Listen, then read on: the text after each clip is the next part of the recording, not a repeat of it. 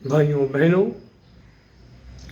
आपका मेरी चैनल इसका नाम है तन की बात डॉक्टर अग्रवाल के साथ में आपका स्वागत है। मेरा नाम डॉक्टर अरुण कुमार अग्रवाल। मेरी उम्र 80 साल से ज़्यादा। मैंने जर्मनी और अमेरिका में कई वर्षों तक शिक्षा पाई। मैं पिछले 50 सालों से लोगों का इलाज कर रहा हूँ।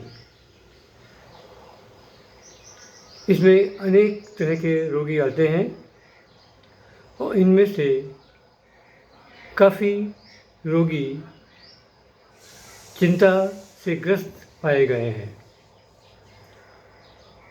उनके विषय में मैं आज आपसे बात करने आया हूँ। भाइयों बहनों, चिंता एक नैसर्गिक यानी नेचुरल एक भावना है जो हमको हमारे कर्तव्यों का बोध कराती है, यानी कि हमको अवेयर कराती है हमारी ड्यूटीज़ की तरफ। अब देखिए, चिड़िया को चिंता है अपने नवजात शिशुओं की।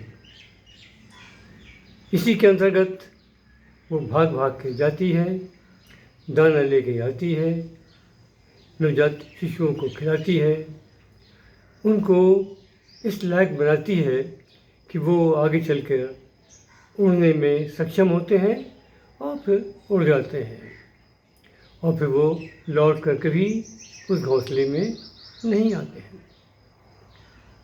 ये एक प्रकृति का आदर्श पक्ष है। अब मैं चिंता का एक जो है वो कष्टकारी पक्ष भी आपको दिखलाता हूँ। ये चिंता का विकृत रूप है। इसमें हम सामान्य से कहीं ज़्यादा चिंता करते हैं और चिंता के कारण जो हमारी रक्त नलिकाएं हैं, जो शरीर के सब भागों में जाकर उनको पोषण प्रदान करती हैं, चिंता से वो सिकुड़ जाती हैं। इससे रक्त की मात्रा कम पहुंचती है और शरीर के अंग धीरे धीरे निष्क्रिय होने लगते हैं और चिंता अधिक स्तर पर पहुंचने पर ये अंग काम करना बंद कर देते हैं। इससे क्या होता है? इससे अनेक प्रकार के बहुत ही भयानक रोग भी उत्पन्न हो सकते हैं, जिनमें खासकर जैसे कि ब्लड प्रेशर, जैसे हार्ट अटैक, जैसे कि ब्रेन स्ट्रोक और जैसे कि पैरालिसिस वगैरह भी रोग हो सकते हैं। तो भाइयों बहनों, अब हमको समझना चाहिए कि चिंता और चिता में क्या अंतर है। इन दोनों में काफ़ी समानता है। दोनों ही अपने कारक को, यानी कि जहाँ से ये उत्पन्न हुई हैं, उनको पूरी तरह से नष्ट कर देती हैं। चिंता अपने कारक को गलाकर और चिता अपने कारक को जलाकर। अब जब सारे अंग काम करना बंद कर देंगे तो धीरे धीरे पूरा शरीर निर्जीव हो जाएगा, गल जाएगा और अंत में समाप्त हो जाएगा। तो भाइयों बहनों, अब ये चिंता का एक पक्ष ये भी है कि हम ज़्यादातर अपने भविष्य की उन संभावनाओं को सोचते रहते हैं जो आगे चलकर ज़्यादातर घटित ही नहीं होती। तो इस निर्मूल संभावनाओं पे हम अपना ज़्यादा समय खर्च करते हैं। इससे हम अपना बहुमूल्य समय, स्वास्थ्य और अपनी ऊर्जा भी इसमें हम वेस्ट कर देते हैं। अब देखिए, ये हमारे वेद पुराणों में भी कहा गया है कि जो भी घटना भविष्य में होती है उसका निर्धारण भगवान करता है। कहा भी गया है कि हुई है वही जो राम रचि राखा। तो हम उन घटनाओं को जिन पर हमारा अधिकार ही नहीं है, अधिकार भगवान का है, उसमें हम व्यर्थ अपना समय क्यों बर्बाद करें। तो ऐसा है कि आप चिंता की जगह चिंतन करें। अब चिंता और चिंतन में क्या अंतर है, इसको समझें आप। चिंता एक डिस्ट्रक्टिव एक सोच है जो शरीर को विघटित कर देती है, उसको अंत में समाप्त कर देती है। जबकि चिंतन जो है, ये चिंता का एक सॉल्यूशन है जो चिंता को कम करने में बहुत सहायक होती है। तो हम क्यों ना चिंतन करें।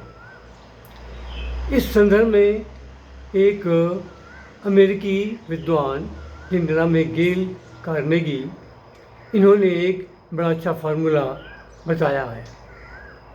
उसके अंतर्गत आपका प्रथम प्रयास, कहीं कागज़ पर लिख लें आपकी समस्या क्या है।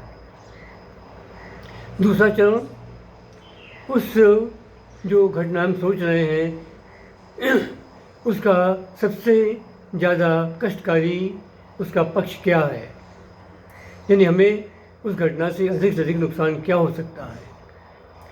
उस स्थिति को आप मेंटली एक्सेप्ट करें, क्योंकि उन घटनाओं में आपका कोई भी उसमें आपका कोई कंट्रोल नहीं है, उसको भगवान ही कंट्रोल करता है। अब तीसरा प्रयास, तीसरा स्टेप, अब आप चिंतन द्वारा अपनी कार्य योजना बनाएं, प्लान बनाएं और उसको स्टेप बाय स्टेप सब लिख डालें आप कि कब कब क्या क्या करेंगे आप। अब उस कागज़ को अपने उस स्थान पर रखें जहाँ पर कि आपकी नज़र अक्सर पड़ती रहती हो और आप निरंतर अपनी कार्य योजना में ही लगे रहें। तो आप देखेंगे कि आपकी चिंता धीमे धीमे कम हो रही है और कुछ समय के बाद में वो समाप्त भी हो सकती है। अब जो ऐसे चिंता वाले मरीज़ मेरे पास आते हैं तो उनका मैं इलाज करने के दौरान मैं योगोपचार यानी योग के द्वारा उनका उपचार करता हूँ। इसके अंतर्गत पहले मैं उनका मन शांत करने के लिए शवासन और योग निद्रा कराता हूँ। फिर उनकी ऊर्जा को विकसित करने के लिए प्राणायाम में अनुलोम विलोम, भस्त्रिका, कपालभाति और भी इस प्रकार के अन्य जो प्राणायाम है वो भी कराता हूँ मैं। तो इससे उनकी ऊर्जा बढ़ती है, शक्ति बढ़ती है और इसके साथ में मैं उनको मेडिटेशन यानी कि ध्यान क्रिया भी कराता हूँ। भाइयों बहनों, मैं पिछले 60 साल से योग का अभ्यास कर रहा हूँ और अपने मरीज़ों को भी योग का अभ्यास कराकर उनका उपचार करता हूँ। मैंने इन 60 सालों में अपने अनुभव से एक नई प्रकार की ध्यान क्रिया विकसित की है। इसको आप स्वयं देख सकते हैं। मेरे इसी चैनल पर एक टाइटल है स्ट्रेस यानी अवसाद। इसको आप देखें, उसमें जितने भी दिशा निर्देश डायरेक्शन दिए गए हैं उनका पालन करें और उसका अभ्यास करें। इस क्रिया में एक स्थान पर हम एक सांकेतिक रूप से यानी वर्चुअल मीटिंग व्यक्ति की भगवान से कराते हैं। उसमें व्यक्ति भगवान से प्रार्थना करता है, भगवान मुझको चिंताओं से मुक्त करो। तो भगवान कहता है ठीक है, लेकिन तुम कुछ चीज़ों का संकल्प लो, वायदा करो। पहला कि तुम किसी को किसी भी प्रकार का कष्ट नहीं पहुंचाओगे, चाहे मन से, कर्म से या वचन से। और दूसरा, तुम रोज कम से कम एक या उससे अधिक परोपकार करोगे, लोगों की निस्वार्थ सेवा करोगे।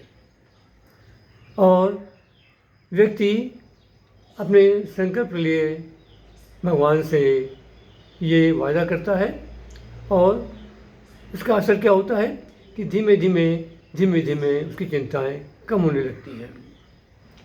मैं खुद भी काउंसलिंग द्वारा उनकी चिंताओं को कम करने का प्रयास करता हूँ और 2 से 4 हफ्ते के अंदर ही उनकी चिंताओं से उनको मुक्ति मिल जाती है। जरा सोचिए भाइयों बहनों, टेंशन के लिए जो आजकल दवाएं हैं उनके बहुत से साइड इफ़ेक्ट हैं, लेकिन योग के द्वारा उपचार करने में कोई दवा का इस्तेमाल नहीं होता। आप दवाओं के दुष्प्रभाव से आप मुक्त रहते हैं। इसलिए आप योग उपचार द्वारा जो मैंने विधियां बताई हैं अपना उपचार करें और इस चिंता के रोग से अपने को मुक्त करें। आपको नमस्कार।